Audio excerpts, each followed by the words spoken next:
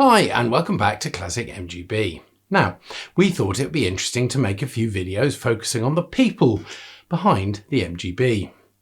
Whilst Cecil Kimber died some 17 years before the MGB was launched, nobody would deny that without him there would be no MG legend and no MGB. So, let's take a look at the life of the man that had a vision and founded the marque we all celebrate, MG. Cecil Kimber was born in London in 1888 to the son of a printing executive. He grew up in an age of steam, smoke and invention, and this took the Kimber family to Manchester. There, Cecil studied photography and learned to sail, but sadly in 1910 had a near-fatal motorbike accident, which resulted in him nearly losing a leg. He needed crutches for 2 years and it left him with one leg shorter than the other, and a pronounced limp. However, the insurance payout allowed him to purchase more motorbikes and later cars, and by 1915 he was married, owned a Singer car and embarked on a career in the motor industry. Cecil was working for E.G. Wrigley and Company, but the company ran into financial difficulties, taking a large slice of Cecil's savings in the process. The company was eventually purchased by Morris Motors. This resulted in Cecil being appointed sales manager of Morris Garages by William Morris in 1921. In those days, Morris Garages was a large dealership located in Oxford that also had a sideline in modifying existing models to match customers' requirements. This led to entire cars being built, mainly based on Morris's or Wolseley's. In 1922, Cecil was promoted to general manager and immediately set about making his mark, improving the cars with special paint jobs, smarter trim, as well as various tuned components. This advert from the May 1924 edition of Morris Owner magazine suggests that MG had become the sports sub-brand of Morris, perhaps similar to what AMG is to the modern Mercedes or the M series is to current BMWs. However, there is some debate over when the MG brand was officially established, and whilst expert opinion sometimes differs, Cecil certainly entered a modified Morris Chummy in the 1923 London to Land's End trial and won a gold medal, although he chose gold cufflinks rather than the medal. This success spurred Cecil on to build a new car for the 1925 trial, which was registered in March 1925 as a Morris Cowley Sports, finished in grey. This car went on to win the 1925 London to Land's End trial and became known as Old Number One, creating the legend that it was the first true MG. That said, it wasn't until 1927 that the MG Car Company, still owned by Morris Garages, was founded. Interestingly, around this time Morris bought the SU Company from the founders, the Skinner brothers, setting up the prolific use of SU carburetors on MGs for many years. Cecil had a complex personal life characterised by marriage, divorce and subsequent remarriage. He was initially married to Irene Hunt, with whom he had 2 daughters, Lisa and Jean. After Irene's death, he married Muriel Dewar.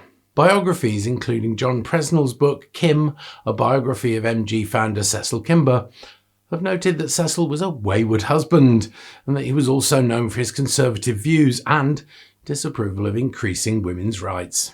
MG production continued and eventually the company moved to the new MG factory at the Pavlova Works in Abingdon. This image shows Cecil and Lord Nuffield celebrating the opening of the factory, but hides the conflict between the men. Cecil realised that motorsport was the way to promote his range of sports cars, whilst Nuffield was reluctant to invest. But following his success in the London to Land's End trial, Cecil knew racing wasn't just about speed, it was about credibility. So MGs began entering competitions, hill climbs, reliability trials, and even endurance rallies like the Monte Carlo. In 1933, the MG K3 Magnet made history at the Mille Miglia in Italy, an incredible performance that stunned the motoring world. For the first time, MG was being taken seriously on the world stage. It was no longer just a British curiosity. It was a name that meant something, and that was Cecil's doing. The development of MG sports and racing cars to the 1920s and 1930s defined this great British marque, but things changed in 1935 after Lord Nuffield sold his privately held Morris Garages to the publicly quoted Morris Motors. MG's racing department was closed and design work was switched to Morris's Cowley headquarters. Cecil was left to simply manage the plant. The outbreak of the Second World War encouraged him to take on a contract to repair tanks. Sadly, Nuffield took the opportunity to sack him in 1941, supposedly for not seeking his permission before taking on the contract. It emerged after his sacking that Cecil's considerable ego had irritated Nuffield for years, and he also disapproved of Cecil's personal life, mainly due to him marrying his girlfriend only 2 months after his previous wife had died.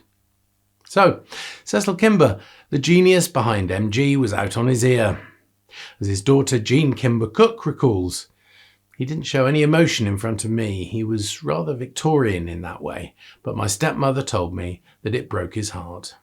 On the 1st of December 1942, Cecil joined a London engineering company on a salary of £5,000, but after all his problems, he quickly sank into depression. Work became difficult as colleagues resented his reputation. He weathered the storm, but his new career was to seal his fate. It was pouring with rain on the evening of Sunday, the 4th of February 1945.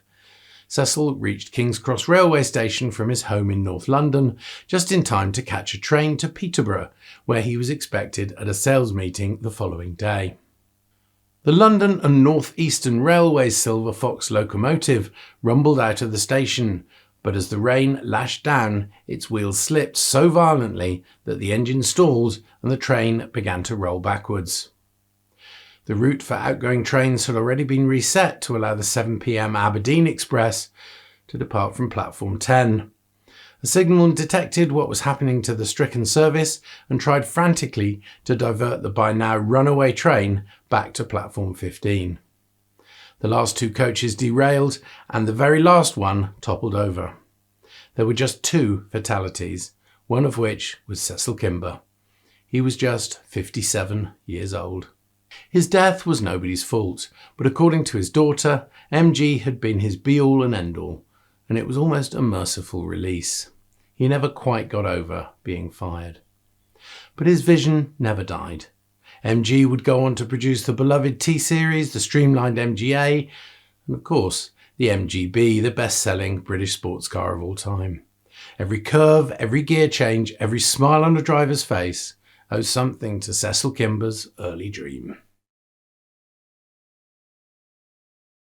So there you go, a brief look at the life of Cecil Kimber, the man that started MG and made it his life.